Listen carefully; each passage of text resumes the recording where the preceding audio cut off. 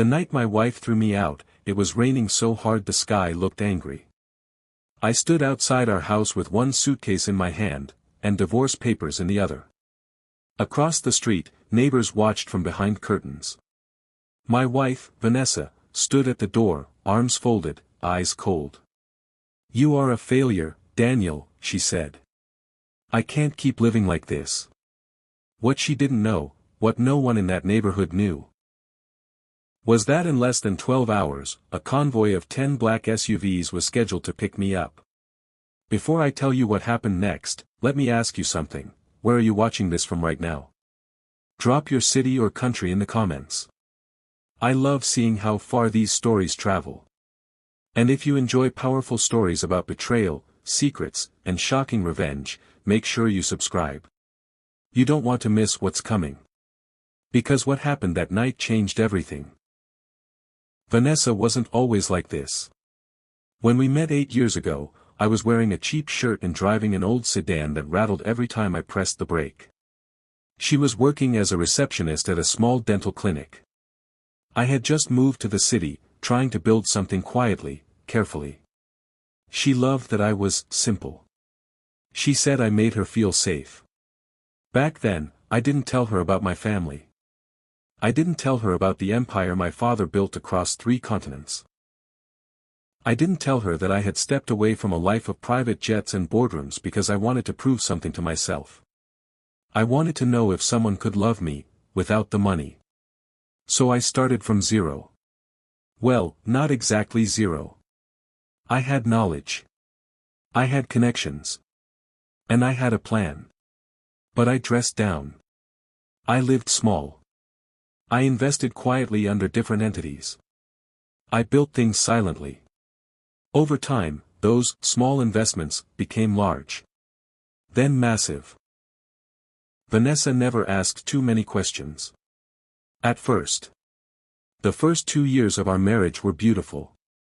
We laughed. We cooked together.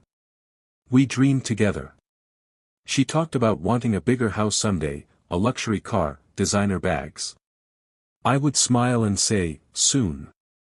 She thought I was joking. Then the pressure started. It began with small comments. "Daniel, why don't you try for a better job? Look at Mark from next door, he just bought his wife a new Mercedes. Are you even ambitious?" Every word was small, but sharp. I was running businesses behind the scenes, tech, logistics, energy, all structured in ways that kept my name invisible.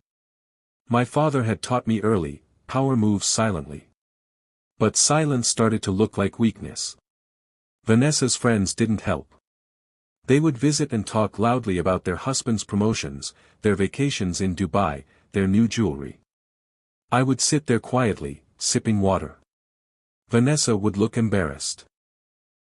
One night, after her friend Chloe left, she exploded. "I'm tired of defending you," she shouted. "Do you know how it feels when they ask what you do and I don't even know how to explain it?" "I invest," I said calmly. "In what?" "Air," she snapped. That was the first time I saw disappointment in her eyes. Not worry. Not fear. Disappointment. Months passed.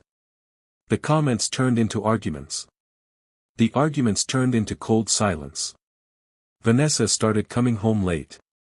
She changed her wardrobe. Expensive perfumes appeared on her dresser. When I asked where they came from, she would shrug. Gifts. From who? Friends. But her phone started facing down on the table. She smiled at messages she never showed me. One afternoon, I came home earlier than usual. As I walked toward the house, I saw her laughing in the driveway. With Mark. The same neighbor with the Mercedes. He was leaning casually against his car. Too casually. When she saw me, her smile vanished. "Daniel," she said quickly, "Mark was just giving me advice about career opportunities." Mark nodded.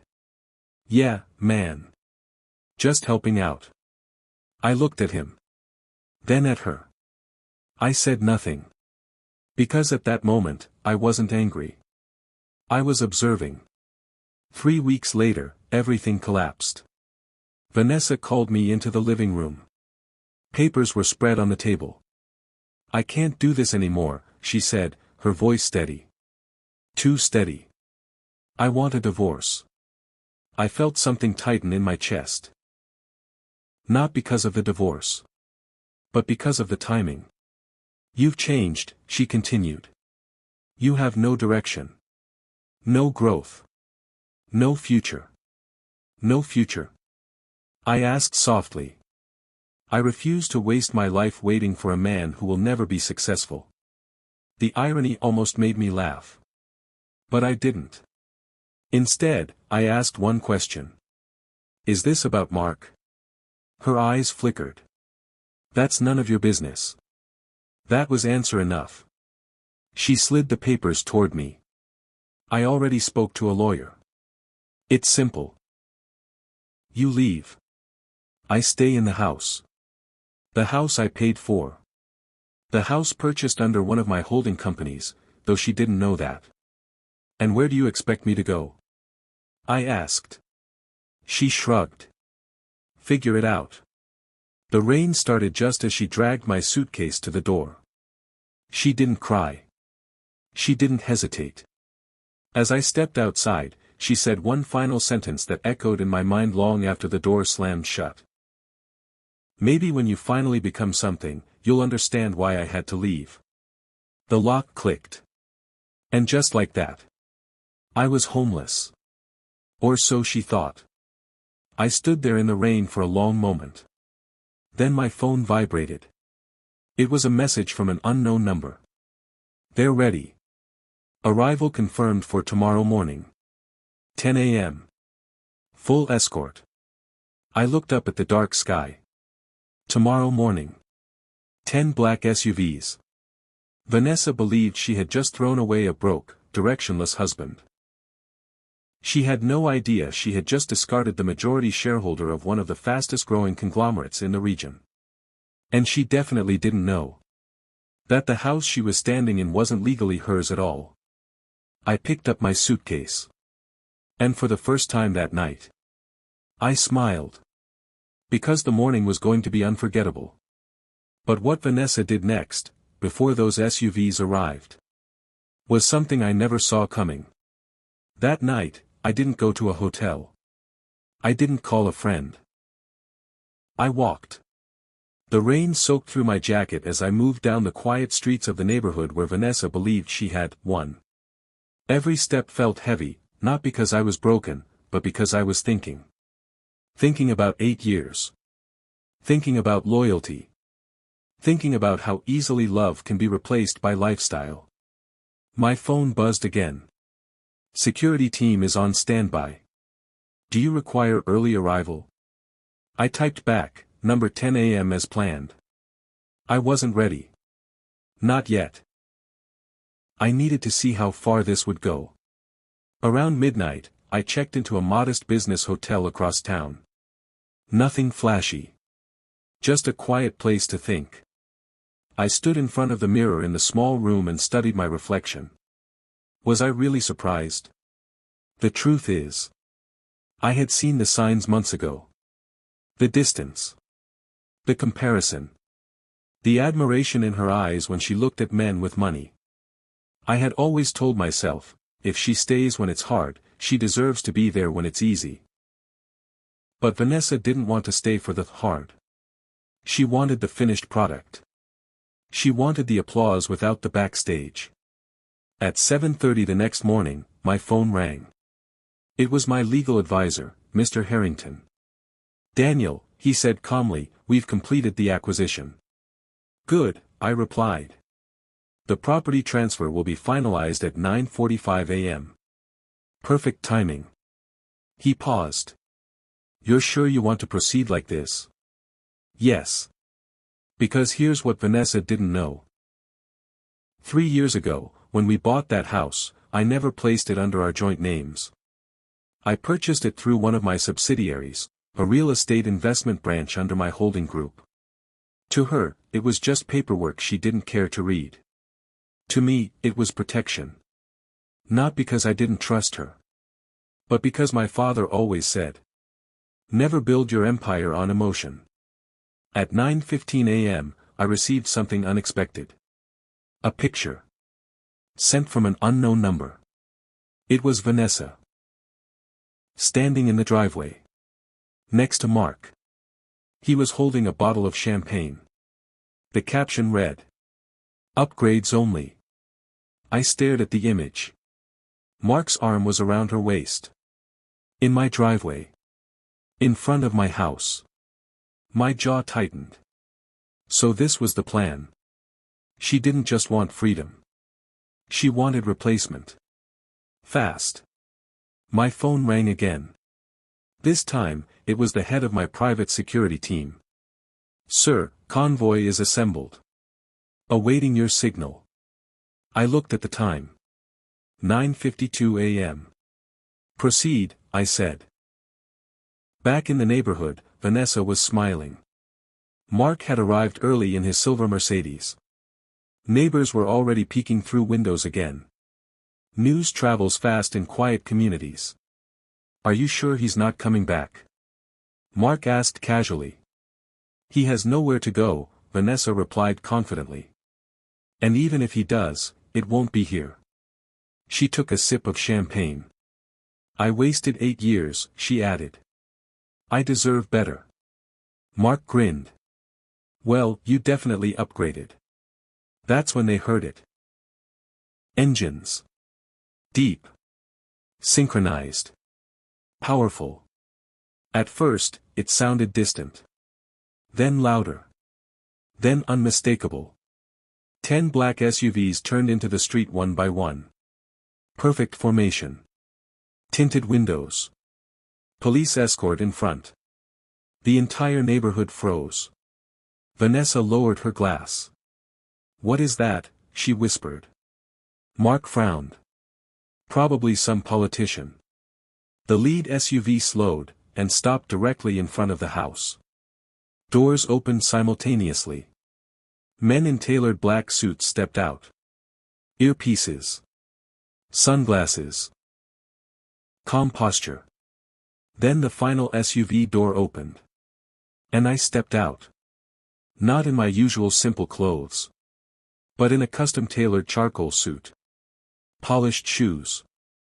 Silver watch, one Vanessa had never seen before. The rain from last night was gone. The sky was clear. Vanessa's face drained of color. Mark's confident smile disappeared. I walked slowly toward the driveway. The entire street was silent. Every neighbor watching. Every curtain slightly open. I stopped a few feet away from them. "Good morning," I said calmly. Vanessa blinked. "Daniel, what is this?" I glanced at Mark. "And you are?" He swallowed. "Mark." I nodded slightly. "Nice car." He didn't respond. Vanessa stepped forward. "What is going on?" Before I could answer, Mr. Harrington stepped beside me and handed me a folder. I opened it slowly. "Vanessa," I said gently, "you asked me to leave last night." Her voice shook. "Yes. And you said the house was yours." She hesitated. "Yes." I handed her the folder. "Unfortunately, that's not accurate." She stared at the documents. Her hands began to tremble as she flipped through the pages. "This property," I continued, "is owned by Harrington Global Holdings." She looked up. "And I am the majority shareholder." Silence. Pure silence. Mark stepped back. "You're lying," Vanessa whispered. Mr. Harrington spoke calmly. "Ma'am, the property transfer was finalized 15 minutes ago under Daniel's direct control. You were never listed as owner." Her eyes widened. "That's impossible, we bought it together." "I bought it," I corrected softly. The champagne bottle slipped from her hand and shattered on the driveway. Mark cleared his throat. "Vanessa, maybe we should." But before he could finish, another vehicle pulled up. A luxury moving truck. Behind it, two uniformed property managers. I turned to Vanessa. You gave me until today to leave. I paused. I'm giving you until sunset. Her breathing became uneven. You're kicking me out? She whispered. I held her gaze. You said I had no future. I leaned slightly closer. This is my present. Mark slowly backed toward his car. Vanessa. I didn't sign up for this, he muttered. She looked at him, panic rising. You said he was broke. Mark snapped. Vanessa's world was collapsing in real time. Neighbors were now outside, pretending to water plants, collect mail, walk dogs. Everyone watching. Everyone seeing. She turned back to me, eyes filling with tears. Daniel. Why didn't you tell me? I studied her face. Would you have stayed? She couldn't answer. And that was answer enough. But just when I thought the power shift was complete, my head of security stepped forward and whispered something in my ear. My expression changed. Are you sure? I asked quietly. Yes, sir, he replied. I looked back at Vanessa. There was something else. Something bigger than the house. Bigger than Mark. A betrayal far deeper than I imagined. And if what I had just been told was true, then this wasn't just about money anymore. It was about something she had done behind my back. Something that could destroy far more than our marriage. I straightened my jacket. Vanessa, I said slowly, we need to talk. Because the convoy wasn't just here for a show. It was here because of what I discovered this morning. And she had no idea how serious it was. I looked at Vanessa, and for the first time that morning, I didn't see arrogance. I saw fear. Vanessa, I said quietly, go inside. We need privacy.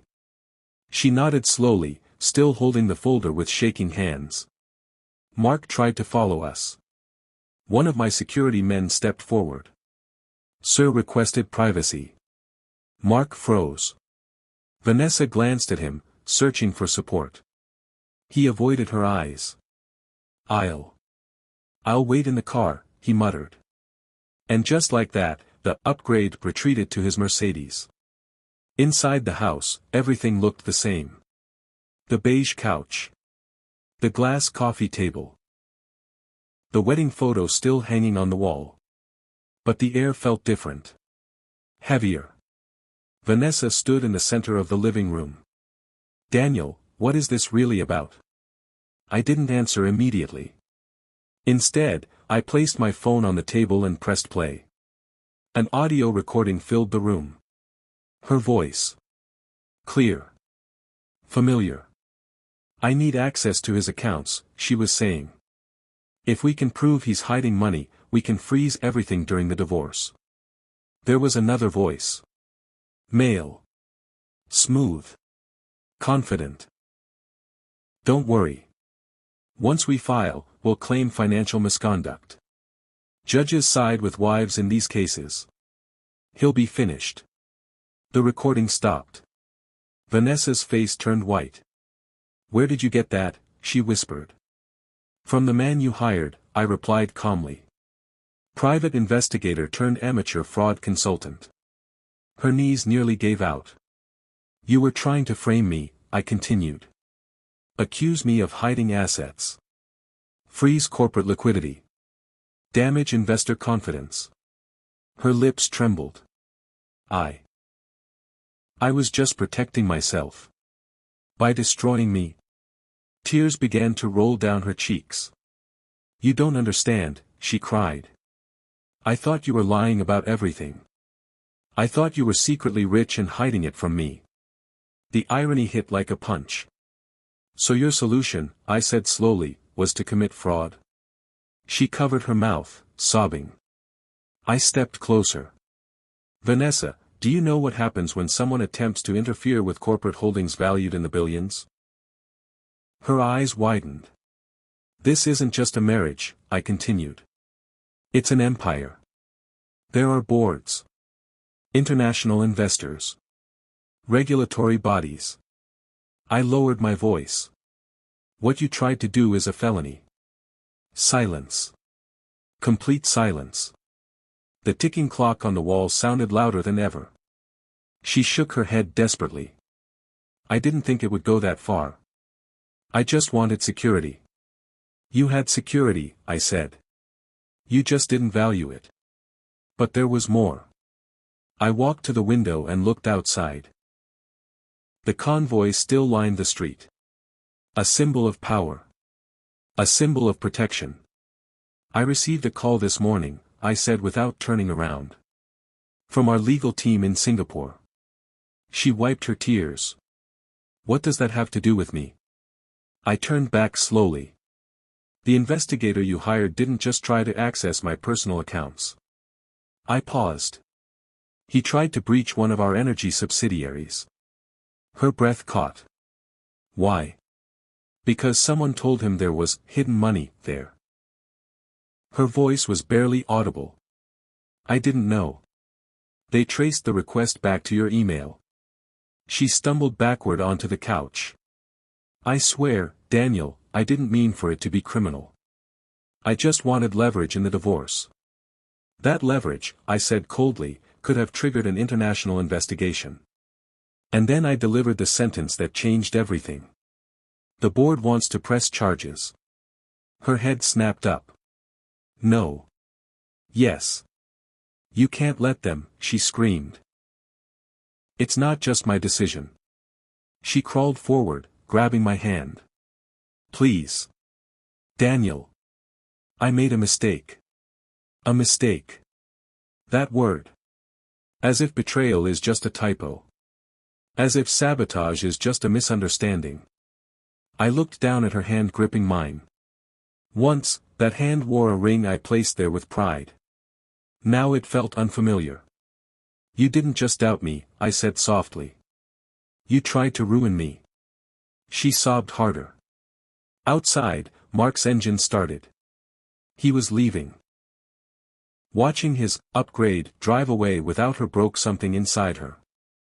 I saw it. The realization. She had gambled everything, and lost. My phone rang. It was my father. I hadn't spoken to him in months. Daniel, his deep voice echoed through the speaker. I've reviewed the situation. I walked a few steps away, but Vanessa could still hear. You always said I should test loyalty, I replied quietly. And you have, he said. The board is furious. But this is your marriage. Your call. I looked at Vanessa. Broken. Crying. Terrified. Pressing charges would make a statement, my father continued. It would protect the company. I know. But remember something, he added. Power is not proven by punishment alone. The line went silent. I stood there, phone in hand. Vanessa whispered, what did he say? I didn't answer. Instead, I walked to the wedding photo on the wall. I stared at the younger version of us. Smiling. Hopeful. Unaware of how greed would one day stand between us. Why didn't you just ask me? I said quietly. She shook her head. I was afraid you'd leave if I demanded more.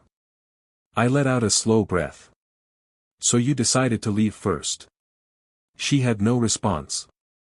Outside, one of my security men knocked lightly on the door. Sir, the board is requesting immediate confirmation. Press or withdraw. This was the moment. Revenge. Justice. Protection. Or mercy. Vanessa looked at me like a drowning person staring at the only lifeboat in sight. Daniel, please. But there was still one more truth she didn't know. One final reveal. I walked toward her and knelt down so we were eye level. You thought I was poor, I said softly. She nodded weakly. I wasn't. A tear slid down her face. But I also wasn't done building. She looked confused. What do you mean? I leaned closer. The convoy outside. She swallowed. It's not for a business meeting. Her brows furrowed. It's for the official announcement. Announcement of what? She whispered. I stood up slowly. Today, I said, my name becomes public. Her eyes widened in shock. You're revealing yourself? Yes. For what company? I looked at her one last time before answering. For the company that just acquired Mark's employer. Her face went completely blank. Because Mark didn't just work for some random firm. He worked for the largest real estate development group in the region. And at 2 p.m. today, I was scheduled to be introduced as its new controlling owner. Which meant the man she chose over me was about to discover he now worked for the poor husband she threw away. And she was about to watch it happen live. I picked up my phone and gave the security team my answer. But the words that left my mouth would decide not just her fate, but mine as well. The security officer stood at the door, waiting. Sir, press or withdraw. Vanessa was still on her knees, her entire world hanging on a single word. I looked at her. Then at the wedding photo. Then at the convoy outside, engines still humming like restrained power. Withdraw, I said calmly. The officer nodded once and stepped away to relay the message. Vanessa collapsed forward in relief, crying harder than before. Thank you. Thank you, Daniel. I swear I'll fix this. I'll change. But I raised my hand gently. Don't misunderstand me. She froze. I didn't withdraw the charges for you, I continued. I did it for me. She looked confused. I refused to let bitterness define my empire. Silence filled the room again. You're still leaving, I added. Her eyes widened. What? This marriage ended the moment you chose status over loyalty. Her lips trembled. Please, we can start over. No, I said softly. You don't start over with someone who tried to bury you. I walked toward the door. You have until sunset. At 1:45 p.m., the entire business world was watching. The press conference was set up at the headquarters of Kingsley Urban Developments, the company where Mark proudly worked. Cameras flashed. Reporters whispered. Investors filled the front rows. Mark stood among the mid-level executives, adjusting his tie nervously. Rumors had been flying all morning about a major acquisition. No one knew the buyer's identity. Vanessa sat at home, staring at the television. Her suitcases were packed beside the door. At exactly 2 p.m., the moderator stepped up to the podium. Ladies and gentlemen, today we introduce the new controlling owner of Kingsley Urban Developments. A dramatic pause. Please welcome Mr. Daniel Harrington. I stepped onto the stage. The room erupted. Gasps. Murmurs. Shock. Mark's face drained of all color. He stared at me like he had seen a ghost. I spoke calmly into the microphone. Good afternoon. Today marks a new chapter, not only for Kingsley Urban Developments, but for every employee who believes in growth, integrity, and vision. Cameras zoomed in. Over the past decade, I have invested quietly across technology, logistics, and energy sectors. Today, I step forward publicly to lead this organization into its strongest era yet. I paused. And let me make one thing clear. This company will now operate on one principle above all else. Silence. Loyalty. The word echoed through the hall. Mark lowered his eyes. After the speech, executives lined up to shake my hand. When Mark's turn came, his hand was shaking. Sir, he muttered. I looked at his employee badge. Mark Thompson, I read aloud. Senior Sales Associate. He swallowed. I had no idea. Of course you didn't, I replied calmly. You assumed. His voice cracked. About Vanessa. I raised my hand slightly.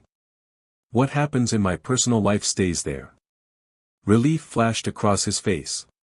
But then I added. What happens in my company is different. His relief disappeared instantly. We value professionalism here. I trust there will be no distractions moving forward. Yes, sir, he said quickly. I held his gaze for one long second. Good. Because true power doesn't shout. It doesn't threaten. It simply reminds people who stands above them. By sunset, Vanessa stood outside the house with her luggage. The same driveway. The same street. But no champagne this time. No applause. Just reality. A car arrived, not a Mercedes. A simple taxi. I stepped outside as she loaded her bags. She looked at me one final time. I loved you, she whispered. I studied her carefully. I believe you loved the idea of me, I replied gently. Not the man. Tears streamed down her face. You could have had everything, she said. I nodded. I did have everything. She didn't understand. And that was the point. The taxi drove away. The street was quiet again. The convoy was gone. The show was over. Months passed. Kingsley Urban Developments flourished under my leadership. Stock prices rose. Projects expanded internationally. My public reveal turned into headlines across financial media. But success felt different now. Clearer. Stronger. Because it was no longer about proving anything to anyone. One evening, I visited my father. He poured 2 glasses of water and studied me carefully. You look lighter, he observed. I am. No regret. I thought for a moment. Only gratitude. For what? For the lesson. He nodded slowly. And what was the lesson? I answered without hesitation. Never shrink yourself to test someone's love. And never build your worth around someone who measures value in money. He smiled faintly. Good. A year later, I heard Vanessa had moved to another city. Mark still worked at the company. Professional. Quiet. Careful. Life continued. But sometimes, late at night, I would think about that rainy evening when I stood outside with one suitcase. Thrown away. Dismissed. Judged as nothing. And I would realize something powerful. The convoy of 10 SUVs didn't make me valuable. The empire didn't make me worthy. The wealth didn't make me strong. What made me strong was walking away without destroying someone who tried to destroy me. That is real power. And if you're watching this right now, remember something. If someone leaves you because they think you're nothing, let them. Keep building. Keep growing. Stay silent. And when your convoy arrives one day, make sure you've already outgrown the need to prove anything at all. Because the greatest revenge